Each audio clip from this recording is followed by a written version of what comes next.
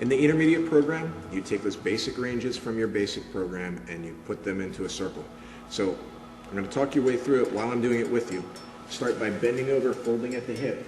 Now, here's the tricky part. Push one hip through, like you did on the hip snap. That leans you to the side and lets you roll relaxed over. Start folding at the opposite hip to bring yourself back to center. Notice how your hips are leading the circle. Push your posting hip up to allow yourself. Now fold, remove that structure to continue the circle. One more, I want you to do this a little more fluidly. Come back to station before you go to the opposite direction. Make sure your equilibrium's fine. Sometimes you get a little dizzy. Bend forward, folding at the hips. Push your hip forward until you lock out. Let your head roll back, relaxed. Bend at the hip, push backwards. Let it bring it back again. Again, push at the hip. Sit back. Now you can go a lot shallower with this motion. Fold and come back. Remember, the goal is on a scale of 1 to 10, 1 being slight discomfort, 10 being extremely painful. You want to go at the depth of the range of motion that's 4 or less. 4 meaning perhaps uncomfortable, but not any pain.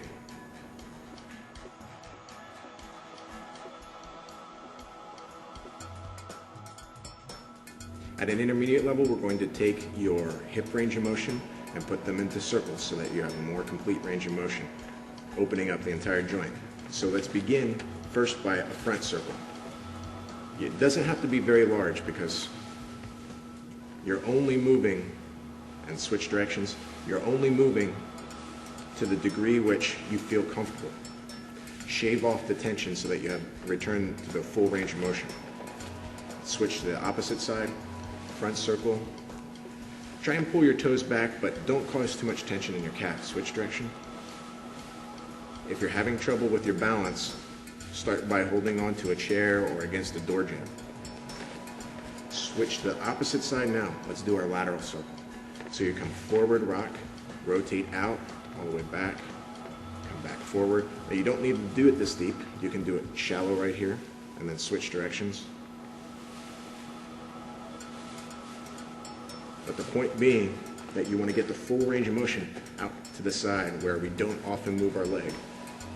Opposite leg, full range of motion, a little bit shallower and softer. Switch directions, lift. You should feel a burn if you're not used to moving in that direction.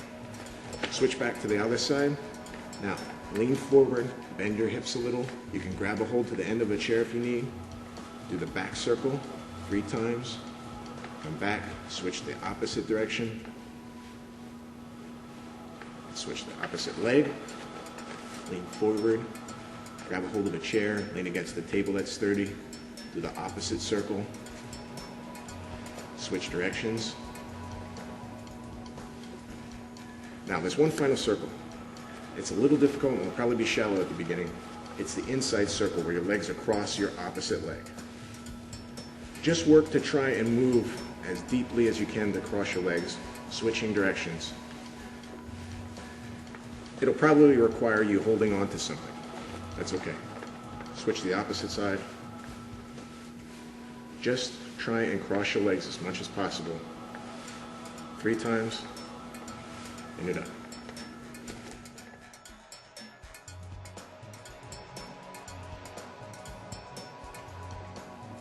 At an intermediate level with your knees, we're going to work the 3 circles. So start with the basic circle. Extend, rotate your leg to the inside. Basic circle, 3 directions. You can hold on to a chair if you need to. Switch the opposite leg to a firm, nice rooted stance. 3 times in both directions. Extend fully, rotate your hip so that you can get some of the rotation of your knee. Okay, the next one, probably lean on something that's sturdy. Take your knee out to the side. You're rotating out to the completely lateral. Drop your leg down, lift your knee up and extend it out. Drop your knee down, extend, and out. Relax and we'll go to the opposite side. Get a nice rooted stance. Try and get your leg perpendicular. Forward, drop it down, rotate it out, drop it down, rotate it out, drop it down, rotate it out. Opposite direction, heel to butt, around. You're getting some of the rotation in your knee, but because you're balanced on one leg, it's helping lengthen the muscles and get the full range of motion on the joint. Okay. Last one. Fully incorporates your rotation. Start by bringing your legs together so that your big toes pointed towards your shin. Lead with your heel behind your opposite leg. Bring your large toe to your shin, heel to your calf, rotate it back and forward. Now, opposite direction. When you lift up, lead with the outside of your heel. Lift up, lead with the outside of your heel. Look how the pinky toe is rotating out to complete the circle. Switch to the opposite side. Large toe to your shin, heel to your calf. Large toe to your shin, heel to your calf. Let's switch to opposite direction. Lead with your pinky toe, heel to your butt. Lead with the pinky toe, heel with your butt. Last one, and relax.